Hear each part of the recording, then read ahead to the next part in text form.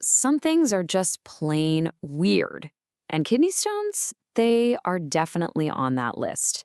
I mean, think about it. These hard little rocks that somehow form entirely inside our bodies.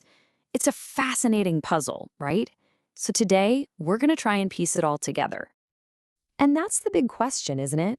I mean, last I checked, none of us are out there eating rocks for lunch. So how on earth do they come from? It feels like it shouldn't even be possible.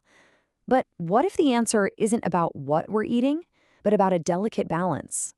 Or maybe an imbalance happening inside us? Yeah, exactly.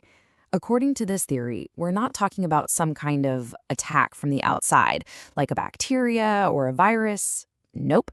This is all an inside job. It's a story about our own internal chemistry and what happens when things just get a little out of whack. All right, so if we're going to solve this puzzle, we have to start with the basics. What are these things even made of? What are the fundamental building blocks? It's actually pretty simple when you break it down like this. According to this theory, you really only need two key ingredients. You've got your mineral elements, think of those as the bricks, and then you've got a binding agent, basically the mortar that's going to stick all those bricks together. So, what exactly is this mortar? Well, the source material describes it as a sticky, glue-like keratinous substance. You find it naturally in certain foods, things like animal skin, rich bone broths, or shellfish. Now, normally it's totally fine, but give it the right environment and it can turn into some seriously powerful glue. Okay, so we have the bricks and we have the mortar. But just throwing them in a pile doesn't build a wall, right? You need the right conditions. You need, well, a kind of perfect storm brewing inside you to actually form a stone. And here's that three-step recipe. Step one, your diet. You're eating plenty of foods that have that sticky binding agent. Step two, and this one is huge, dehydration. You're just not drinking enough water to keep everything diluted and flowing smoothly. And finally, step three, delay. You're holding your urine, which gives all those little particles extra time to find each other and start clumping together. Out of all those factors, dehydration is really the critical one. It's the catalyst. It's what turns that binding agent from a harmless liquid into a thick, super concentrated glue that's just waiting to grab onto those mineral bricks. Okay, but here's where the story gets really interesting. Because nature is all about balance, right? For every action, there's a reaction. For every force, there's an opposing force. And it turns out there's a constant battle going on right inside of us.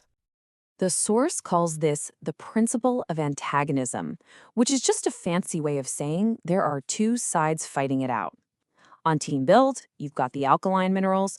They're the ones forming the stone. And on Team Dissolve, you have acidic vitamins. Their job? To break the whole thing down. It's a classic tug-of-war. And Team Dissolve has a secret weapon. It's that sour, acidic quality you get from certain fruits. Think lemons, pineapples, oranges.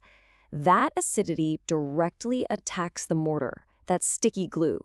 And if you dissolve the mortar, well, the bricks have nothing to hold them together. They just fall apart and get flushed right out. So now we know about the battle. The big question is, how do we help the good guys win? How can we use this information to tip the scales back in our favor? It really comes down to the simple, powerful idea: water flows, stone erodes. It's not complicated. The whole key is just to keep everything in your system flowing and diluted. So what does that look like in practice? Well, here's the game plan. First and foremost, drink plenty of water. Keep that system flushed. Then you want to actively bring in reinforcements for Team Dissolve. We're talking fresh lemon juice, pineapple juice, pretty much any of those delicious sweet and sour fruits. You're basically sending in the cleanup crew to dissolve the mortar before it ever gets a chance to harden.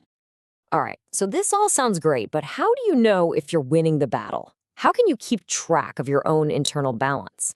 Well, it turns out your body gives you a really simple signal every single day. You don't need to go get some fancy, expensive test. The theory suggests the most direct piece of feedback you could ask for is right there in the toilet bowl. Yep, the color of your urine. It's like a daily report card on your hydration and how concentrated things are inside you. And this chart here makes it super simple to read that report card. If you see dark yellow, that's a red flag. It's a sign you're probably dehydrated, and those stone-forming ingredients are getting way too concentrated. The action plan? Easy. Drink more water and add in some of those sour juices. On the other hand, if you're seeing pale yellow or clear, congratulations. You're hydrated, you're balanced. Just keep doing what you're doing. And really, that kind of brings us to the biggest takeaway here. This is about more than just kidney stones. It's a reminder that our bodies are talking to us all the time. They're constantly sending us these little signals, telling us what they need. So the real question isn't whether the signals are there. The question is, are we listening?